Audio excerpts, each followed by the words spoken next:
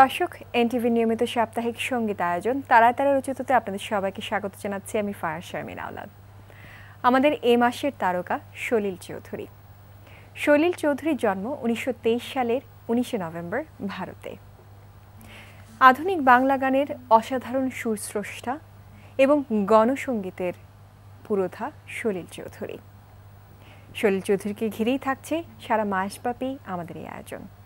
আমাদের আজকের এই পর্বে সলিল চৌধুরীর গান শোনাবার জন্য আমন্ত্রণ জানিয়েছি শিল্পী নন্দিতাকে। নন্দিতা, আপনাকে আমন্ত্রণ জানাচ্ছি আজকের অনুষ্ঠানে। অনেক ধন্যবাদ। সলিল চৌধুরীর জীবন এবং গান প্রসঙ্গে কথা বলতে আমরা আমন্ত্রণ জানিয়েছি লেখক ও চিকিৎসক মনিরুল ইসলামকে। আপনাকেও আমন্ত্রণ জানাচ্ছি। ধন্যবাদ। আমরা শুরুতে একটা গান শুনে নিই নন্দিতার কাছ থেকে। নিশ্চয়ই। শুরুতে যে গানটি করছি, আজ নয় গুনগুন গুঞ্জন প্রেমে।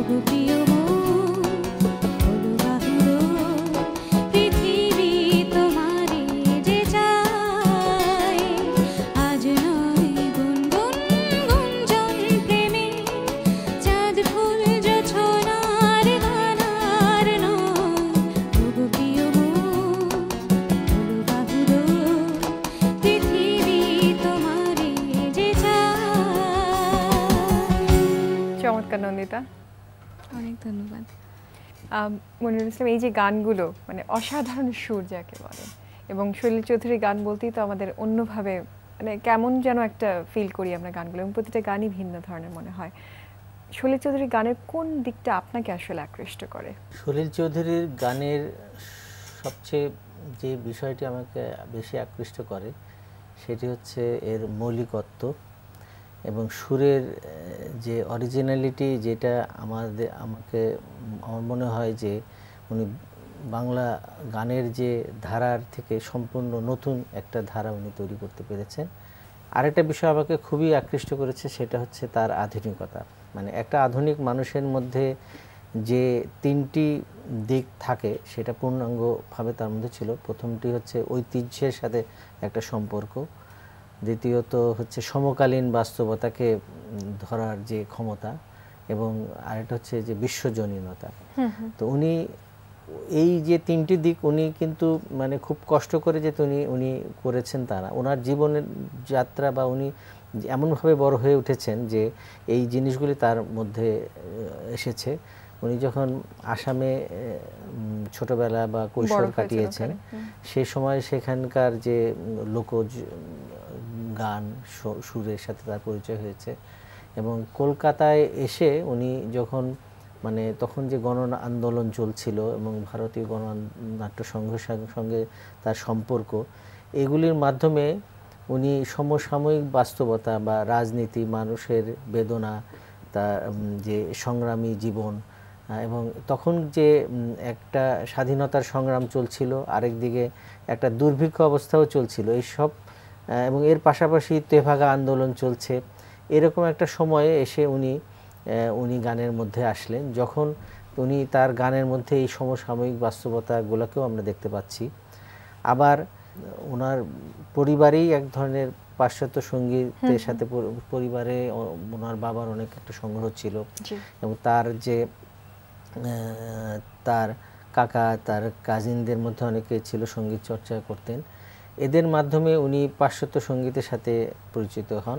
আমার মনে হয়েছে যে পাশ্চাত্য সঙ্গীত অন্য আগে বাংলা গানে যারা স্রষ্টা তাদের গানেও এসেছে পাশ্চাত্য সঙ্গীতের প্রভাব, কিন্তু সলিল চৌধুরীর মধ্যে যে মাস্টারি ছিল, তার যে এই পাশ্চাত্য সঙ্গীতকে ব্যবহার করার যে অসাধারণ ক্ষমতা ছিল। আমরা দেখি যে এখানকার এই পাশ্চাত্য সঙ্গীতের যে অর্কেস্ট্রেশনকে উনি যেভাবে ব্যবহার করেছেন, কোয়ার, ফিডব্যাক, এই ধরনের হারমোনাইজিং, এই বিষয়গুলোকে ভেঙে বিভিন্নভাবে বাংলা গানের সাথে মিলিয়ে যেভাবে ব্যবহার করেছেন, মানে এই ফর্মগুলোকে বিশেষ করে, সেগুলি কিন্তু আমরা তার আগে কোনো স্রষ্টার মধ্যে দেখি না। আরও কথা বলছি, কিন্তু একটা গান শুনি। নন্দিতা, কোন গানটা এখন শোনাবেন আপনি?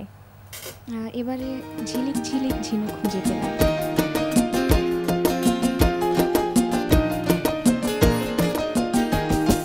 ঝিলিক ঝিলিক ঝিনুক খুঁজে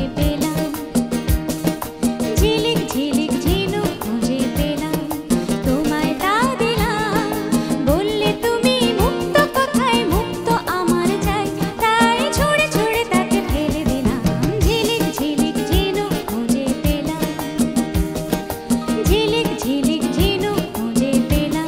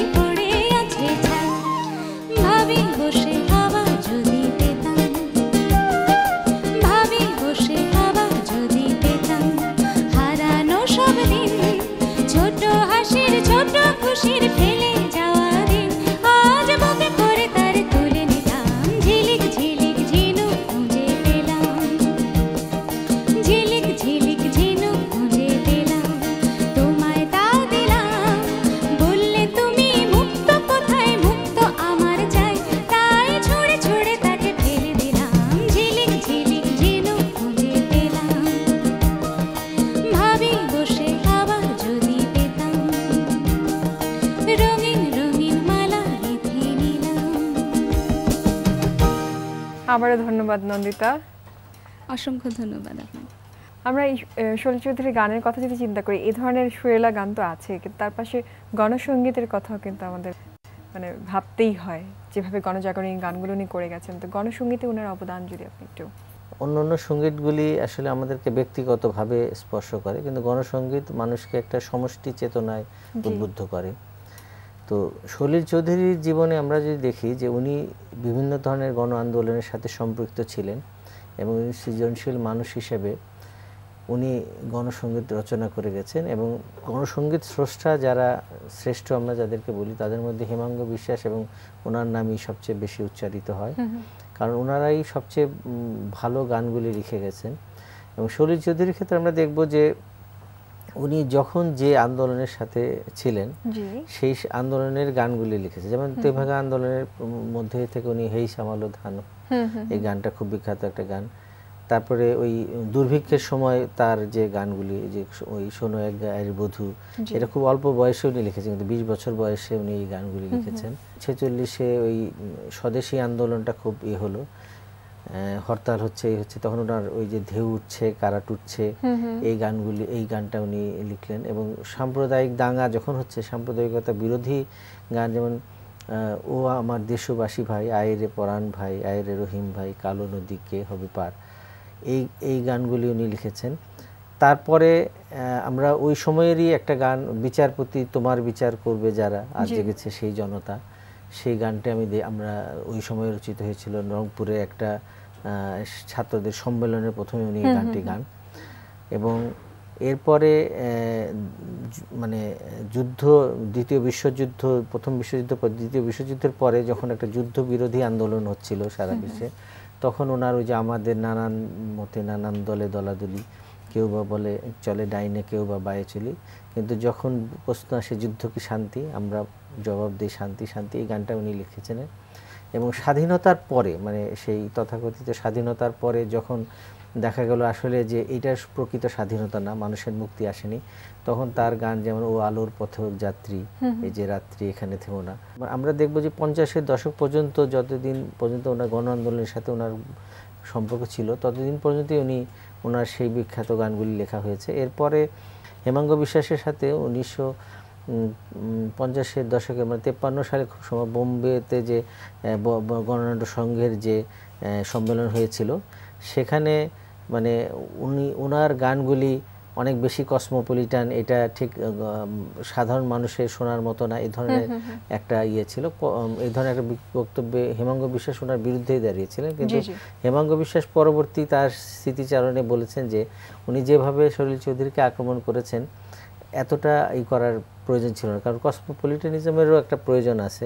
হ্যাঁ, এবং ওই সুরগুলো যে তরুণদের আকৃষ্ট করেছিল এবং মানুষের কাছে জনপ্রিয় হয়েছিল, সেই বিষয়টাকে ওনারা সেভাবে খেয়াল করেননি। বর্তমান প্রেক্ষাপটে ওনার গানের সমসাময়িকতার কথা যদি জানতে চাই, মানে এখন তার গানের সামঞ্জস্যতা বা এখন আমাদের কতটুকু জরুরি, যারা এখন সঙ্গীতের সাথে আছেন বা সৃজনশীল কাজের মধ্যে আছেন, তাদের সবার জন্য উনি সবচেয়ে বড় একটা অনুপ্রেরণার জায়গা। একজন শিল্পী যদি তার মিউজিক্যাল সেন্স মানে তৈরি করতে চান, তাহলে তাকে সলিল চৌধুরীর গান শুনতে হবে। একজন সুরকার যদি তার সুরের বৈচিত্র্য এবং কম্পোজিশনের বিষয়গুলো বুঝতে চান, সলিল চৌধুরীর গান তাকে শুনতে হবে। একজন গীতিকার যদি তার মানে গানের কথার বৈচিত্র্যের ব্যাপারটা চিন্তা করেন, তাহলে সলিল চৌধুরীর কাছে তাকে যেতে হবে। এই পঞ্চকবির মতোই উনি আরেকজন কবি আমি বলতে চাই, যে যিনি পঞ্চকবিরকে ছাড়িয়ে গেছেন কোন দিক থেকে, যে সুর নিয়ে উনি অনেক এক্সপেরিমেন্ট করেছেন। জীবনের যত ধারা আছে, ঐতিহ্যের যত ধারা আছে, এই বিশ্বজনীন সব ধারার সাথে গ্রহণ করা এবং সেটাকে মিলিয়ে নিজের অনুভূতিকে দিয়ে একটা মৌলিক সৃষ্টি করার যে অনুপ্রেরণা, সেই হিসাবে সলিল চৌধুরীর প্রাসঙ্গিকতা আমরা কোনোদিনই শেষ হবে না, এবং সেই অর্থে উনি ক্লাসিক, উনি চিরন্তন। মনিরুল ইসলাম, আপনাকে অনেক ধন্যবাদ আমাদের এই সময় দেওয়ার জন্য এবং এই কথাগুলো শেয়ার করবার জন্য আমাদের আজকের অনুষ্ঠানে। ধন্যবাদ আপনাকে। নন্দিতা, আপনার গান শুনতে শুনতে আমরা অনুষ্ঠান শেষ করবো, তার আগে আপনাকেও ধন্যবাদ জানিয়ে দিচ্ছি। আপনাকে অসংখ্য ধন্যবাদ এবং এনটিভিকে অসংখ্য ধন্যবাদ আমাকে আমন্ত্রণ জানাবার জন্য। প্রিয় দর্শক, কথা বলতে বলতে গান শুনতে শুনতে অনুষ্ঠানের একেবারে শেষ প্রান্তে চলে এসেছি। আগামী পর্বে আবারও হাজির হব আরও কিছু নতুন গান নিয়ে। সে পর্যন্ত সবাই ভালো থাকুন, সুস্থ থাকুন।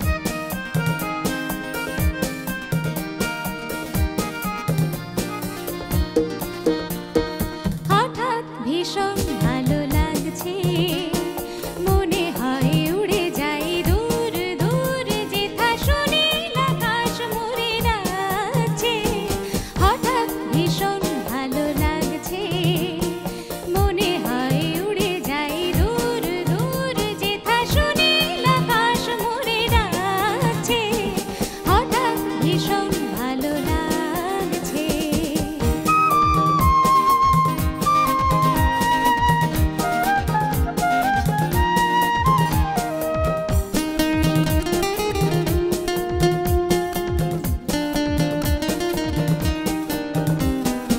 অন্তরে ঝলকে ঝলকে পুলকে কি যে আগুন, কি যে ঋতু তা জানি না, ফুলেরা ফুটেছে কি না আজ ফাগুন। অন্তরে ঝলকে ঝলকে পুলকে কি যে আগুন, কি যে ঋতু তা জানি না, ফুলেরা ফুটেছে কি না আজ ফাগুন। হোক বা না হোক উৎসব ঝুলনে, দোলা লাগে অঙ্গে দোদুল দোলনে। হোক বা না হোক উৎসব ঝুলনে, দোলা লাগে অঙ্গে দোদুল দোলনে। নিজেরই রঙে মনে আজ রেঙেছে, হঠাৎ ভীষণ